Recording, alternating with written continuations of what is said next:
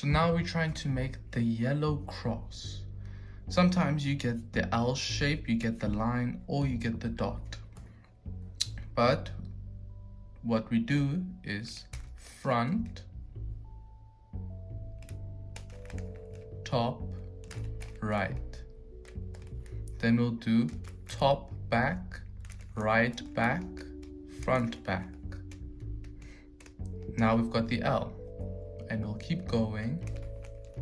Front, top, right, top, right, back, and there.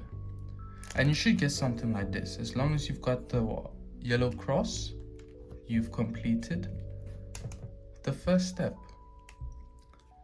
Now it's time to solve the whole yellow face.